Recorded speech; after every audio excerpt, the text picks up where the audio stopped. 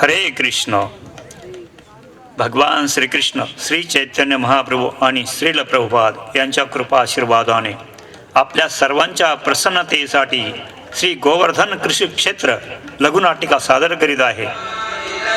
श्रीराम राम रामेति श्रीराम राम रामेति रमे रामे मनोरमे रमे रामे मनोरमे सहस्रनाम तत्तुल्यं सहस्रनाम तत्तुल्यं रामनाम वरानने रामनाम वरानने. राम या सर्व मंगल नामाने संपूर्ण ब्रह्मांड पवित्र होते. या नामासाठी असंख्य भक्तांनी आपले जीवन समर्पित करून परम संसिद्धी प्राप्त केली आहे. अशा भक्तांमध्ये प्रामुख्याने शबरीचे नाव घेतले जाते. रामचंद्र प्रभूंना शबरीने कसे प्रसन्न केले ते आपण पाहूया. या लघुनाटिकेत शबरीची बोरे.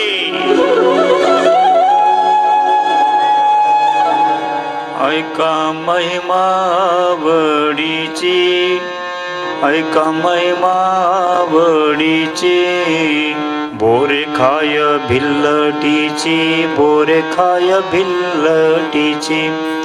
ऐका महिमा वडीची, ऐका महिमा वडीची, बोरे खाय भिल्लटीची, बोरे खाय भिल्लटीची.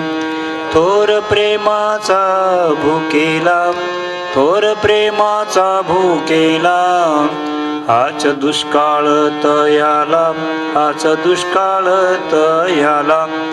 ऐका महिमा आवडीची, ऐका महिमा आवडीची, बोरे खाय भिल्लटीची, बोरे खाय भिल्लटीची.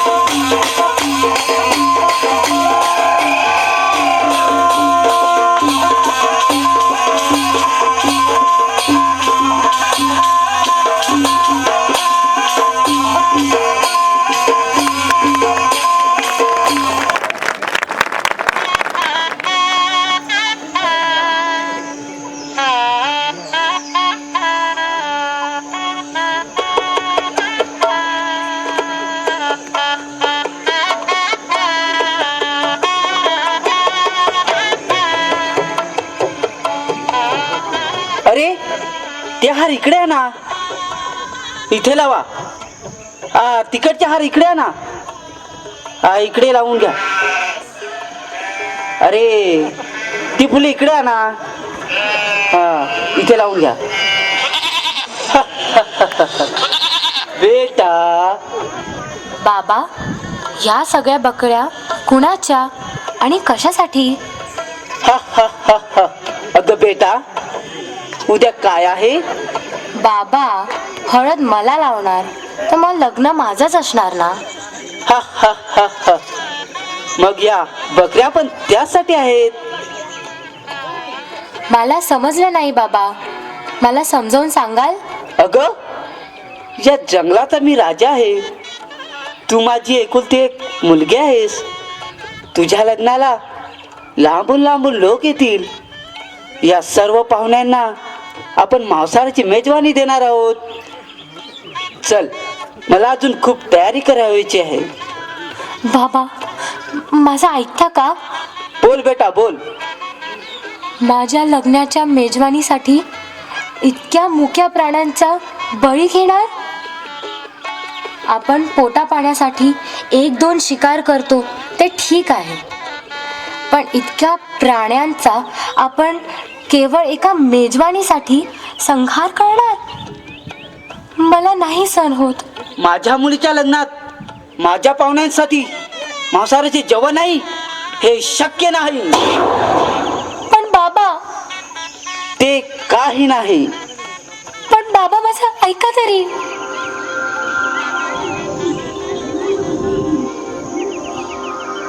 जर मी हे लग्नच मोडलं तर, जर मी हे घरच सोडून गेले तर, न या लग्नाचा प्रश्न, न या मोठ्या प्राण्यांच्या बळीचा प्रश्न.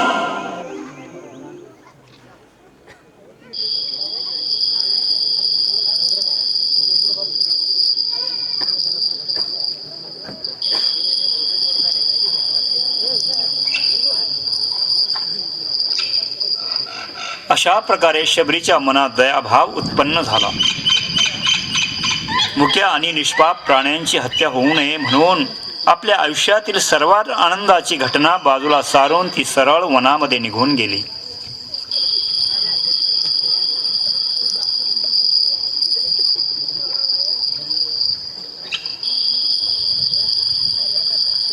घर सोडल्यानंतर शबरी अनेक दिवस भटकत होती.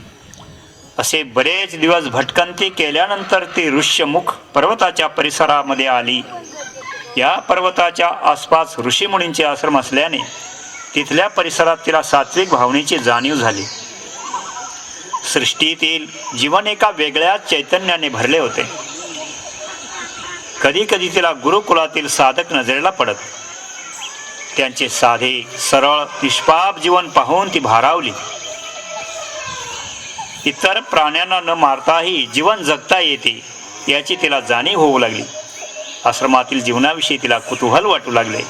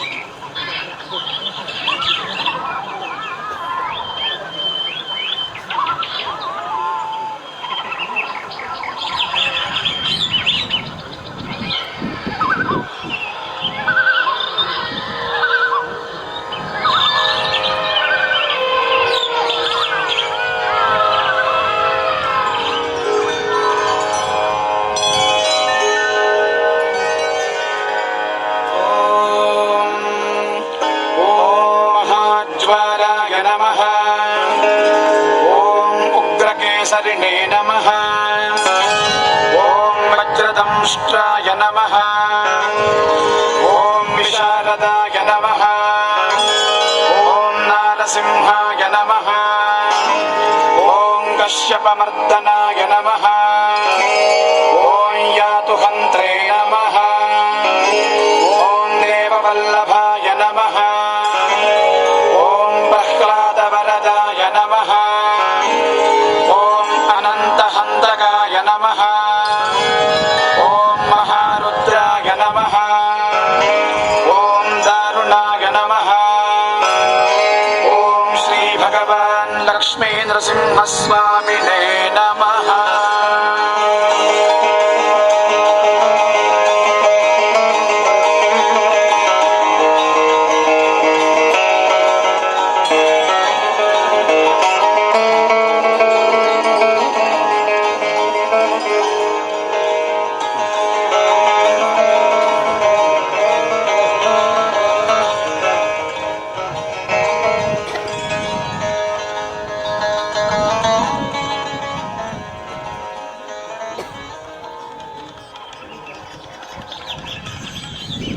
तिला हे सर्व नवीनच वाटत होतं. हे सर्व काय आहे हे तिला कळत तर नाही, पण हे नक्कीच खूप चांगलं आहे याची तिला निश्चितच जाणीव होते. कारण तेथील पवित्र वातावरणाने तिचे मन सुखावलेले असते. ती मनोमन त्या सेवेत सहभागी होण्याचा निश्चय करते.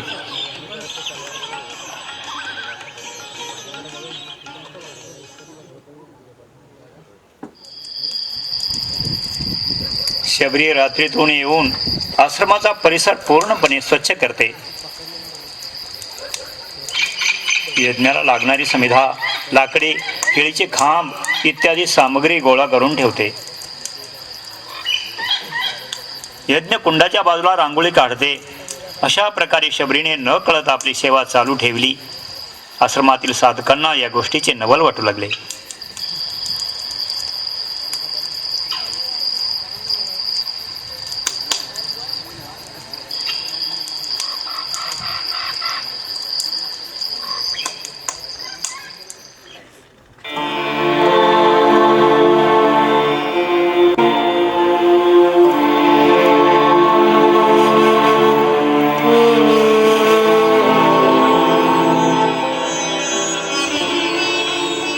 आम्हाला ऋषीमुनी सांगत होते, धर्म, अर्थ, काम, मोक्ष हे 4 पुरुषार्थ आहे.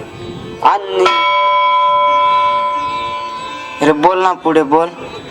अरे कर्दमा, मी बऱ्याच दिवसापासून बघतोय कुणीतरी रोज हे आश्रम स्वच्छ करतो, यज्ञासाठी लागणारी समिधा ठेवतो, रांगोळी काढतो. ही तर सर्व माझी सेवा आहे ना, पण कोण करतंय कळत नाही. अरे नारायणा, हाच प्रश्न मला सुद्धा बऱ्याच दिवसापासून सतावत आहे. माझी तर पाणी आणण्याची सेवा आणि रांगोळी काढण्याची सेवा रात्रीतून कुणीतरी करूनच जाते आणि मला माहीतच पडत नाहीये. हो, काय म्हणताय तुम्ही? माझी तर फुले आणण्याची सेवा, पण रोज पहाटे येऊन पाहावे तर सगळं काय तयार.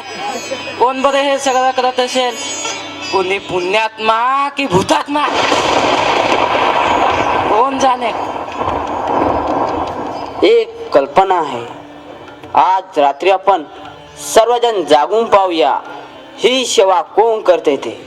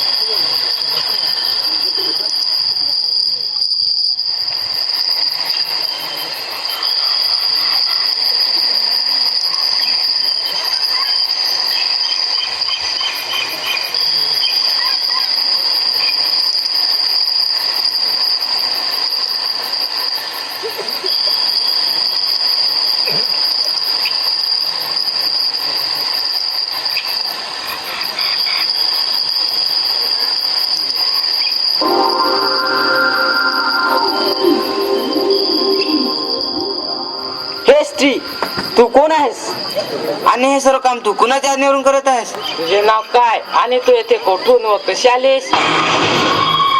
मी मी मी शबरी मी शबरी.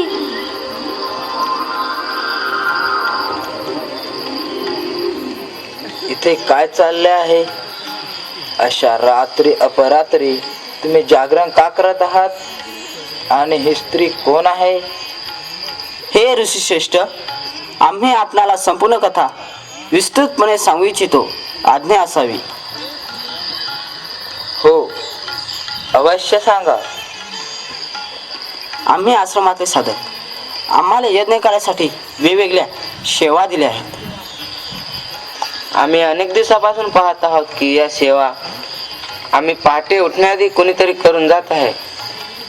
उत्सुकतेपोटी आम्ही रात्री जागून हे सर्व कोण करत आहे हे जाण्यासाठी लपून बसलो होतो. आणि आश्चर्य की या स्त्रीला आम्ही येथे या सर्व सेवा पार पडत असताना पाहिले आहे. क्षमा असावी ऋषीवर. आम्ही तिची विचारपूस करत होतो आणि आपल्याला जाग आली. तिचे नाव शबरी असल्याचे ती सांगते. तुम्ही जागरूक आहात याचा मला आनंद होत आहे.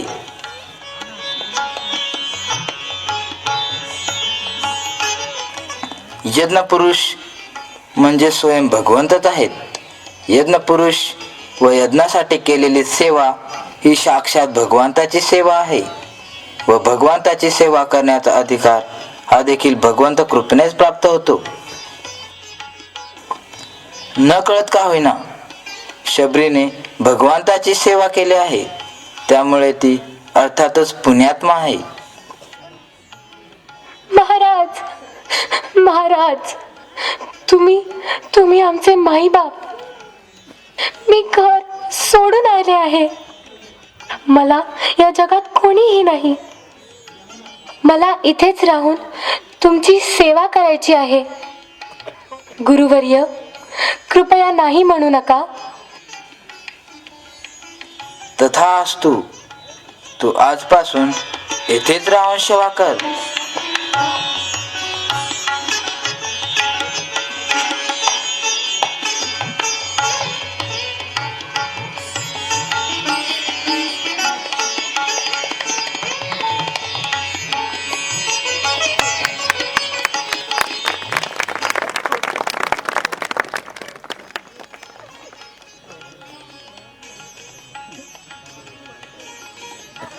अशा प्रकारे शबरी मातंग ऋषीच्या आश्रमात दाखल झाली. शबरी नित्य नियमाने आश्रमातील सेवा सांभाळत असे. तिने आपल्या सेवाभावाने गुरुकृपारूपी प्रसाद मिळविला. अशी अनेक वर्षे निघून गेली. या जगात जन्मलेल्या प्रत्येक व्यक्तीला या शरीराचा कधी ना कधी त्याग करावाच लागतो. मातंग ऋषींनी काळाची ही चाऊल ओळखली. ते शबरीच्या सेवाभावामुळे अतिशय प्रसन्न होते.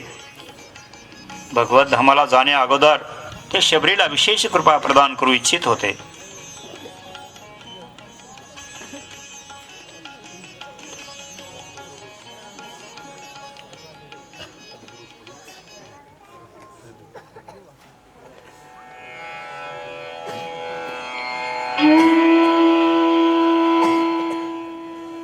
अरे, कोण आहे तिकडे?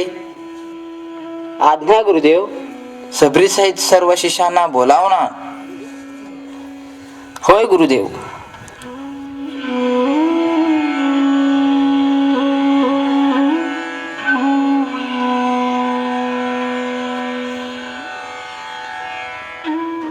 माझ्या प्रिय शिष्यांनो, या जगात जन्माला आलेल्या प्रत्येक जीवाला शरीर प्राप्त होते. या शरीरावरती अनेक शास्त्रोक्त संस्कार होऊन जीवाला सद्गती प्राप्त होते. आपले कर्म आणि इच्छा यांच्या बळावर जीव अधोगती किंवा प्रगतीला प्राप्त होतो. प्रकृतीच्या नियमाप्रमाणे मलाही आता हे शरीर त्यागण्याची वेळ आली आहे. मी हा देह सोडल्यानंतर माझ्या उपदेशाच्या माध्यमातून सदैव तुमच्या बरोबर राहीनच. तरीही तुम्हाला जर आपल्या भावी आयुष्याबद्दल काही शंका असतील त्यांचे समाधान करण्यास मी अवश्य प्रयत्न करेन.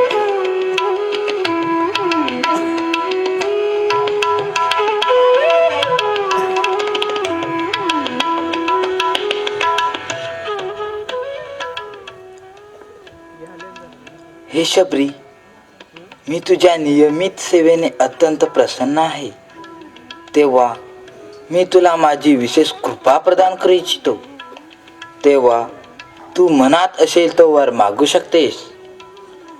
हे प्रभू, तुमच्या कृपेने माझ्या जीवनाचे सार्थक झाले आहे. मी एक अभागी स्त्री, मांसाहार करणाऱ्या एका घरात माझा जन्म झाला. तरी देखील आपण माझा शिष्य म्हणून स्वीकार केलात.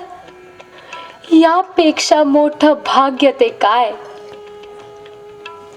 तरी देखील देवच इच्छित असाल तर माझी एवढीच इच्छा आहे की तुम्ही जरी या देहाचा त्याग केला तरी तुम्ही इथेच वास्तव्य करून राहा, जेणेकरून मी तुमच्या वास्तव्याचा लाभ घेऊ शकेन. मी तरुणपणी माझे घरदार सोडले. त्या काळापासून तुम्हीच माझे माता व पिता, मार्गदर्शक म्हणून सांभाळ केला. तुमचा एकाकी अभाव मला सहन होणार नाही. तेव्हा माझी एवढीच इच्छा आहे. हे शबरी, माझ्याविषयी आदर आणि प्रेम पाहून मी अतिशय प्रसन्न झालो आहे व तुझ्या इच्छेनुसार मी येथेच वास्तव्य करून राहीन. मी धन्य झाले. माझ्या भावी आयुष्यासाठी काय आज्ञा आहे गुरुदेव? शबरी, तू सदैव श्रीराम या भगवान नामाचा उच्चार कर. भविष्यात भगवान श्रीराम त्यांच्या बंधूसमेत यवनातून जातील तेव्हा तुला ते दर्शन देतील व नवविध भक्तीचा मार्ग विस्तारितपणे समजावून सांगतील. तू हा नाम जप करीत त्यांची प्रतीक्षा कर. माझ्या वतीने तू त्यांचे स्वागत करून आदरातिथ्य कर.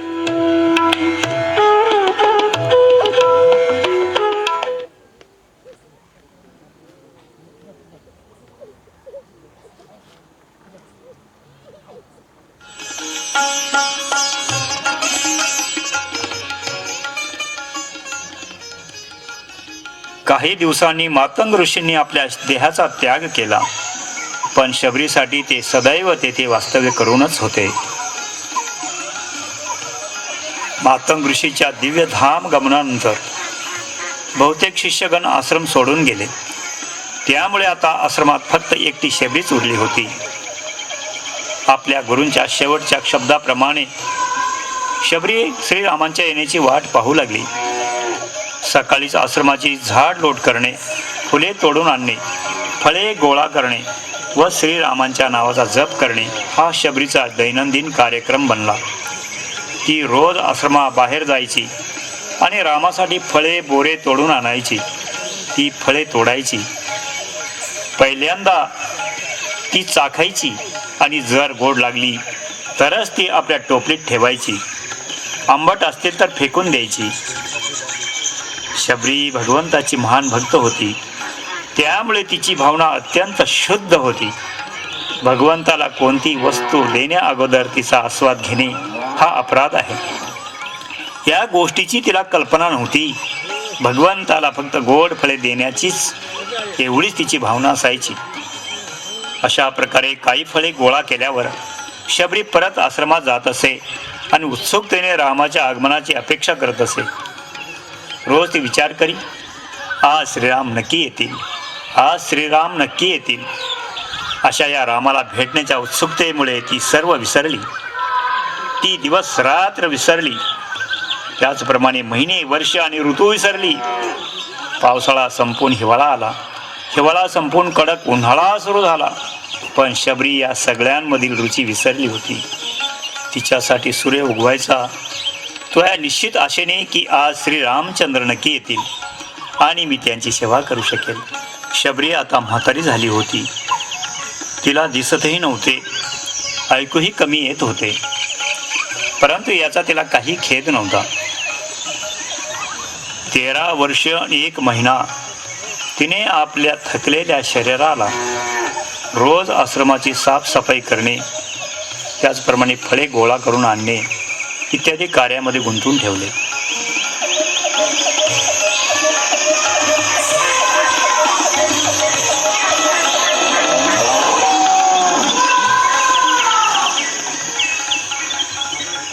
अशी अनेक वर्षे गेली, पण शबरीची प्रतीक्षा चालूच होती. रामायणातील भगवान श्रीरामचंद्रांचा दंडकारण्य ते श्रीलंका हा प्रवास ही त्यांची एक दिव्य योजनाच होती. त्यांच्या या प्रवासात त्यांनी अनेक ऋषीमुनींची भेट घेतली, त्यांचे आशीर्वाद प्राप्त केले. त्याचप्रमाणे त्यांनी अनेक भक्तांना सेवेची संधी दिली. त्यापैकी शबरी देखील एक महान भक्त होती. सर्वसामान्य माणसांना श्रीराम आणि लक्ष्मणांची ही कदाचित वनवासातील भटकंती वाटेल, पण खरे तर ती त्यांची भक्तांना भेटण्याची योजना होती. असाच या प्रवासात एके दिवशी ते मातंग ऋषींच्या आश्रमात येऊन पोहोचले. त्यावेळी शबरी नियमित रूपाने आश्रमाच्या मार्गावर श्रीरामांच्या आगमनाच्या प्रतीक्षेत फुले टाकत होती. अशा प्रकारे फुले आच्छादित करीत असतानाच ज्या चरण कमळांची ती आयुष्यभर वाट पाहत होती ते प्रत्यक्ष तिच्या डोळ्यांसमोर येऊन उभे ठाकले. वृद्धपणामुळे शबरीची मान झुकलेली होती. जेव्हा तिने मान वर करून पाहिले की तिचे भगवंत श्रीराम आपल्या बंधूसहित तिच्यासमोर उभे होते. तिच्या आनंदाला पारावार उरला नाही. तिच्या तोंडून शब्द फुटेना. भाव विभोर होऊन तिने आपल्या अश्रूंनी श्रीरामांच्या चरणकमळांचा अभिषेक केला.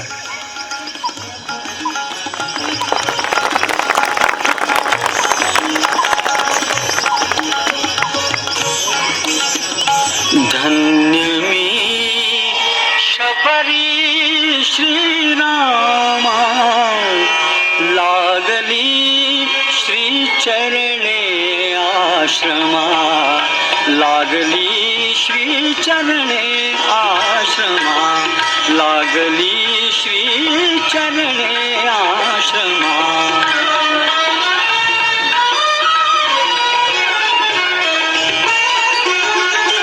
चित्रकूटा हे चरण लागता, किती पावले मुनी मुक्तता. वृक्षातळिया थांबा क्षणभर, करा खुलीला क्षमा, लागली श्री चरणे आश्रमा, लागली श्री चरणे आश्रमा.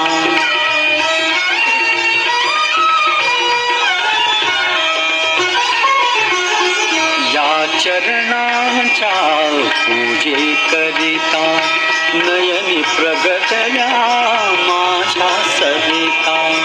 पद प्रक्षालन करा विस्मरा, प्रवासातल्या श्रमा, लागली श्री चरणे आश्रमा, लागली श्री चरणे आश्रमा.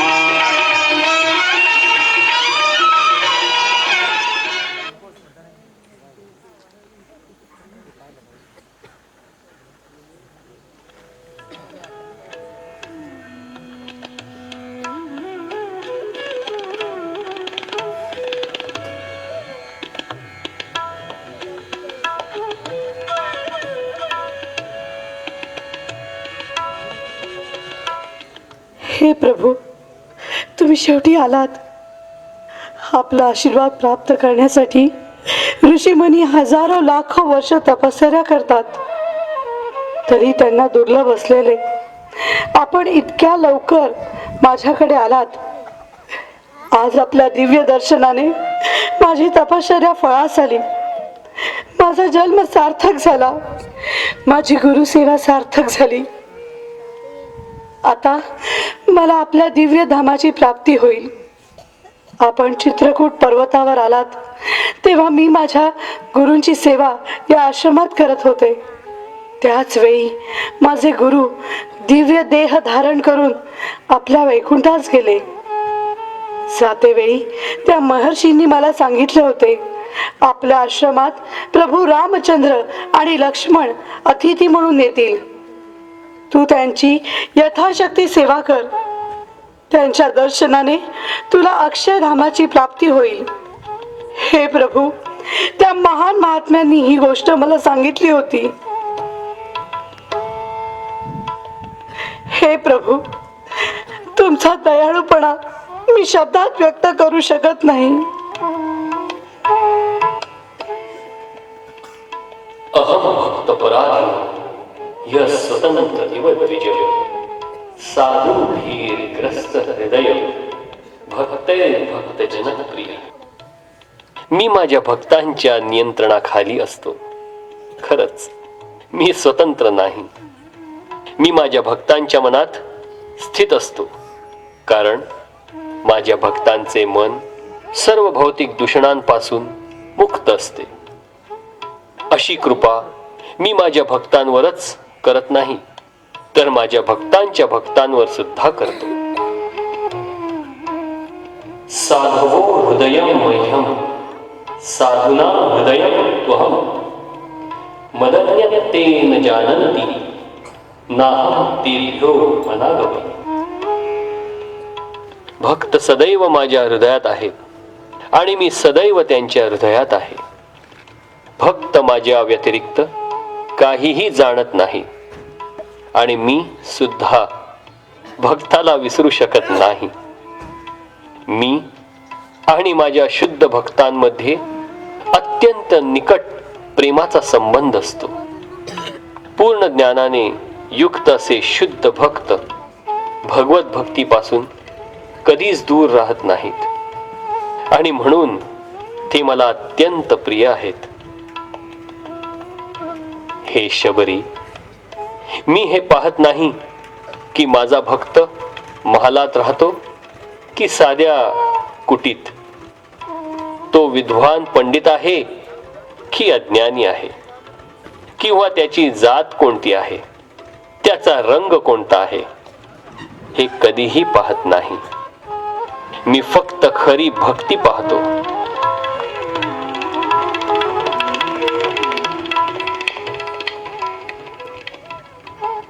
हे प्रभू, तुम्हाला देण्यासाठी माझ्याकडे माझ्या हृदयाशिवाय दुसरे काहीही नाही. पण हा, मी सकाळी काही गोड बोरे तोडून आणली आहेत. मला खात्री आहे तुम्हाला ती नक्कीच आवडतील.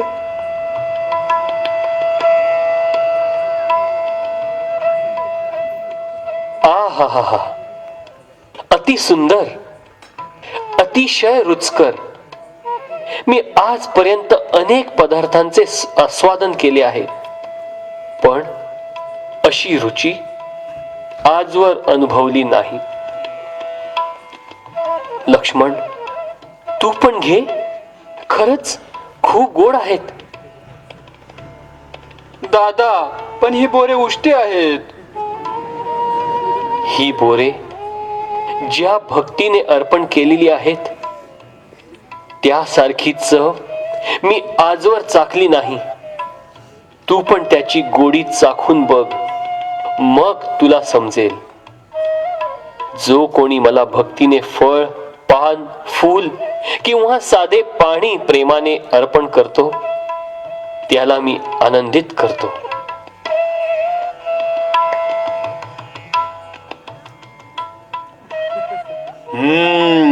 खरंच अशी बोरे आजपर्यंत मी ही कधीच खाल्ली नाहीत.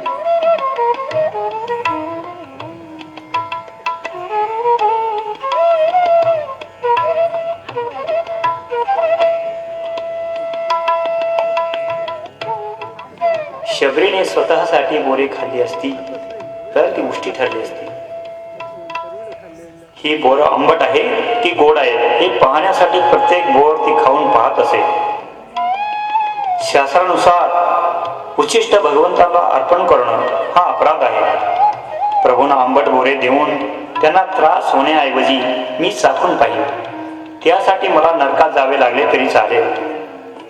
हा तिच्या अंतरीचा भाव होता. प्रभू रामचंद्र वनवासात गेले त्या पहिल्या रात्री ते गोहक राजाच्याकडे निवासासाठी राहिले. गोहकाने अर्पण केलेल्या वस्तू भगवंतांनी स्वीकारल्या नाहीत, परंतु शबरीची साधी उष्टी बोरे भगवंतांना 56 भोगापेक्षा अतिशय मधुर वाटले. गोहक भगवंताचा भक्त होता. शबरी भगवत भक्तांची भक्त होती. भगवंतांना त्यांच्या प्रत्यक्ष भक्तांऐवजी त्यांच्या भक्ताच्या भक्तांवर अधिक प्रेम असतं.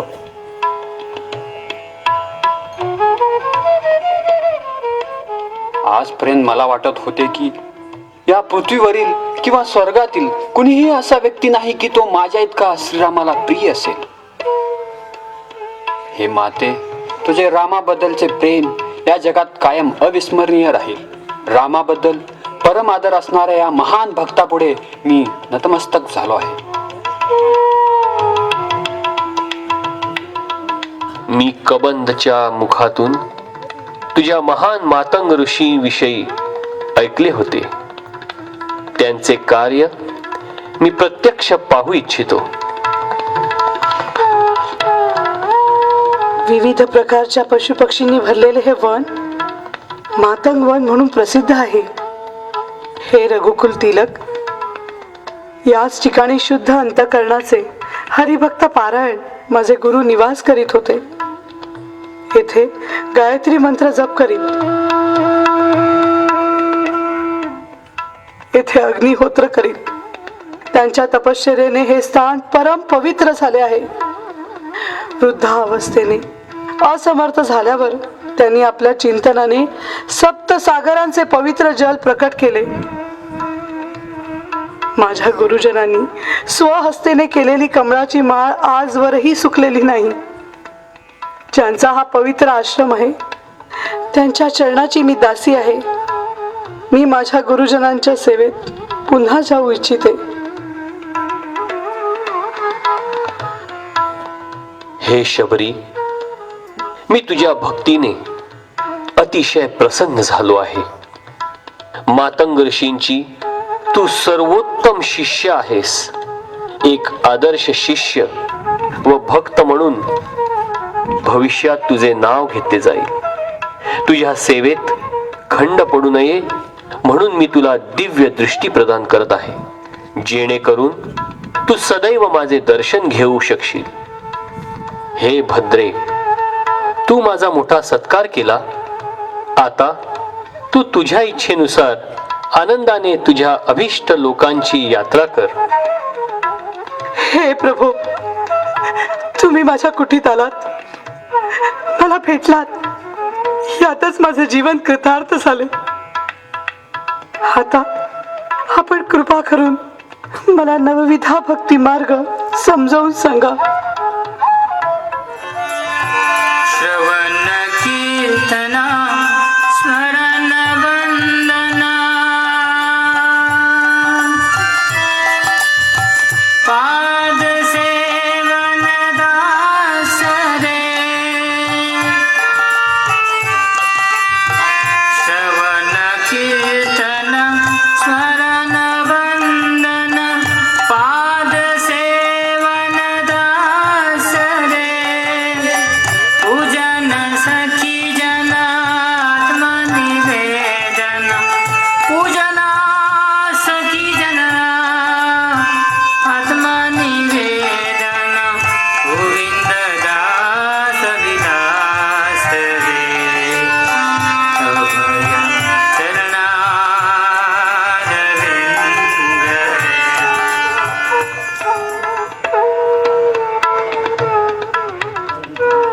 हे शबरी, या 9 मार्गांपैकी जो कोणी सर्व किंवा कोणत्याही एका मार्गाचा अवलंब करतो तो मला आनंदित करतो व मला नक्कीच प्राप्त होतो.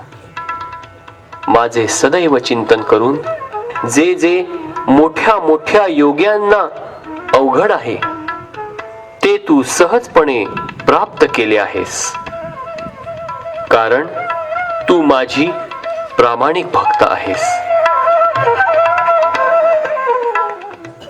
हे भगवान, तुमचा दयाळूपणा मी शब्दात व्यक्त करू शकत नाही.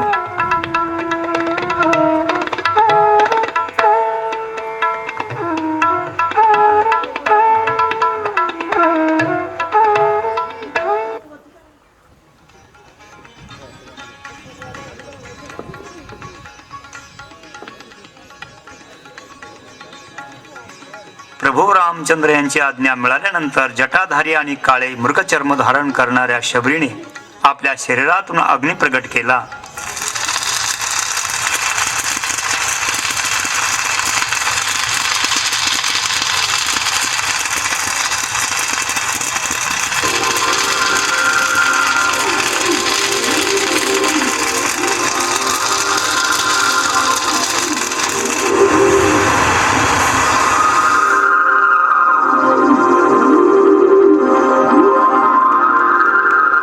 अग्नी समान तेजस्वी देह प्राप्त केला. दिव्य वस्त्र अलंकार, फूल माला, चंदन लेप लावलेलं शरीर, तसेच विजय समान तेजस्वी शरीर धारण करून ती गुरु सेवा करण्यासाठी दिव्य धामी निघून गेली. तिने आपले सर्व लक्ष गुरुचरणी एकाग्र केले.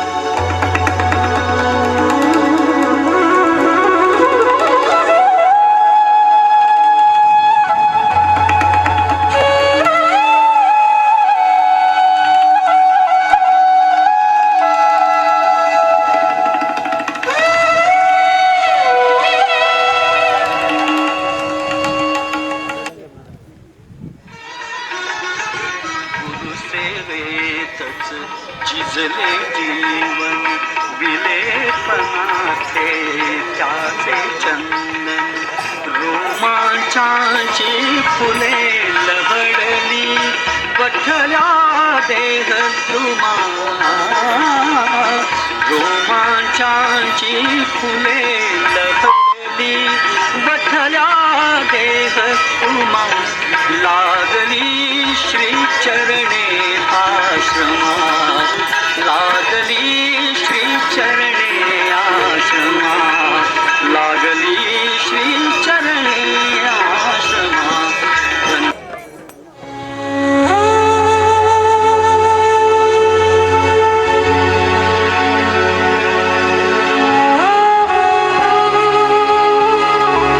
व्यक्ती कुठल्याही जाती जमातीचा असला तरी त्याने गुरुजनांची एकनिष्ठ सेवा जर केली असेल, त्यांच्या आज्ञेचं पालन करून त्यांचे आशीर्वाद प्राप्त केले असतील, तर त्यास भगवत कृपा निश्चितच प्राप्त होऊ शकते. शबरीला यज्ञादी कर्म करण्याचा अधिकार नसेल तरी गुरुसेवेने तिला प्रभू रामचंद्रांचे साक्षात दर्शन तसेच कृपा प्राप्त करण्याचा अधिकार मिळाला. विदुरांसमान भगवत भक्ती करून ती प्रभूच्या धामी पोहोचू शकली. हे भक्त जनो हो, ही आहे गुरुसेवा आणि भक्तीची महिमा.